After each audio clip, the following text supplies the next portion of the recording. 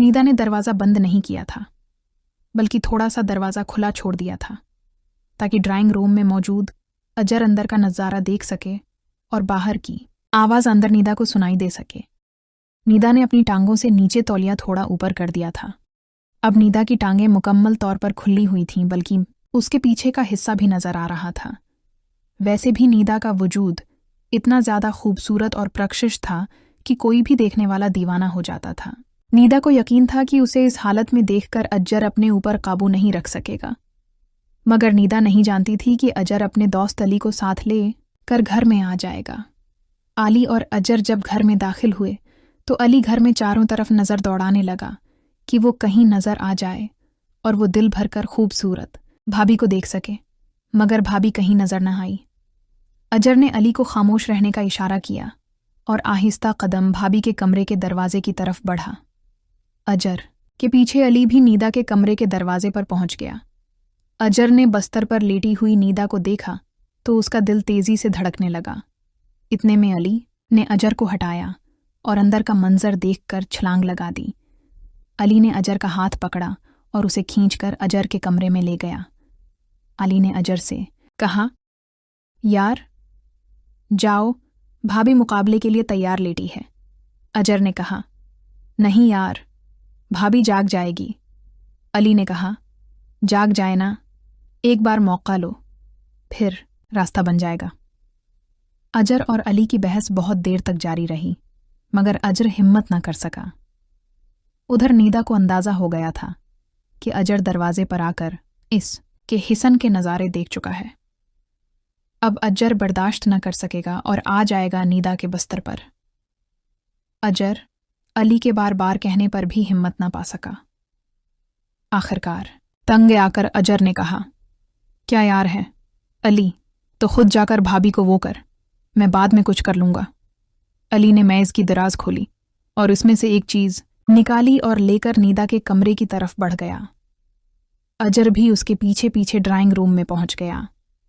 जब अली भाभी के कमरे में दाखिल हो गया तो अजर भी पीछे पीछे आधे खुले दरवाजे पर पहुंच गया था और चपके से खामोशी के साथ अंदर देखने लगा। अली आहिस्ता आहिस्ता कदम उठाता हुआ बस्तर के पास पहुंच गया। अली ने झुककर भाभी के बालों के करीब मना कर लिया और उसके बालों की खुशबू महसूस करने लगा। नायदा ने अली की गर्म सांसों को महसूस कर लिया, मगर वो सोने वाली बनी रही। नीदा अपने आप को सोता हुआ जाहिर करके अजर की हिम्मत बढ़ाना चाहती थी, मगर नीदा को मालूम न था कि यह अली है। अली ने नीदा के बालों की खुशबू को महसूस करते करते उसकी कमर और पीठ को करीब से सौंघना शुरू कर दिया। नीदा अपने वजूद पर गर्म सांसों को महसूस करती रही। फिर अली ने अपने हाथ नीदा के पांव पर रख दिए और हाथों की अंगुलियों से नीदा के खूबसूरत पांव को महसूस करने लगा। अली ने पांव से हाथ बांध कर घुटनों की तरफ सरकना शुरू कर दिया। नीदा अब अपने आप पर काबू न रख सकी।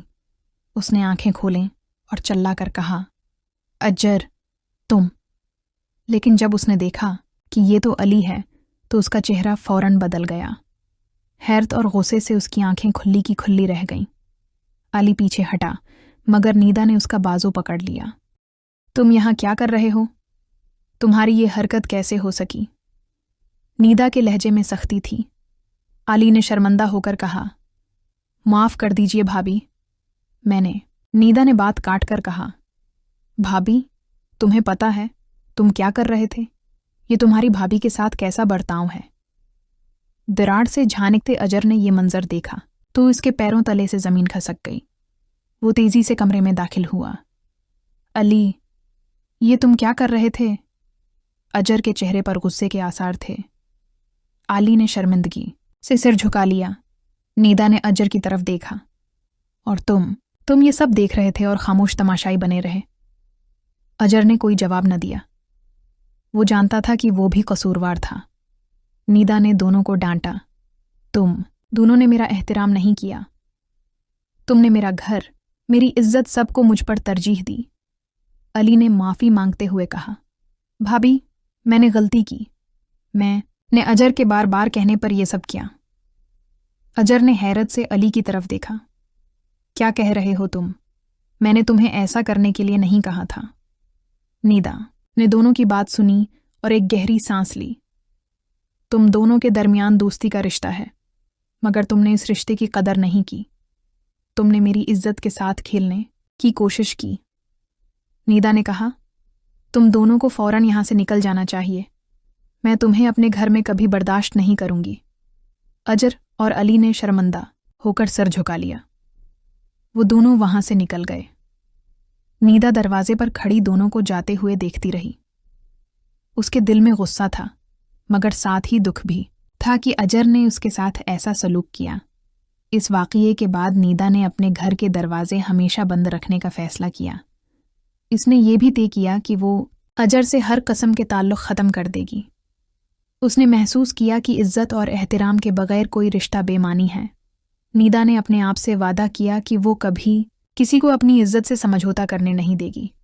وہ جانتی تھی کہ اس کا وجود اس کی اپنی پہچان ہے اور اسے کسی کے سامنے بھی کمزور نہیں ہونا چاہیے۔ یہ واقعہ نیدا کے لیے ایک سبق تھا کہ وہ اپنی حفاظت خود کرے اور کسی پر اندھا اعتماد نہ کرے۔ اس نے اپنی زندگی میں ایک نئی شروعات کی جہاں اس نے خود کو مضبوط اور خود مختار بنانے کا فیصلہ کیا۔ نیدا کی کہانی ہمیں یہ سبق دیتی ہے کہ ہمیں ہمیشہ اپنی عزت اور احترام کا خیال رکھنا چاہیے اور کسی بھی ایسی صورتحال سے بچنا چاہیے جو ہماری عزت کو نقصان پہنچائے۔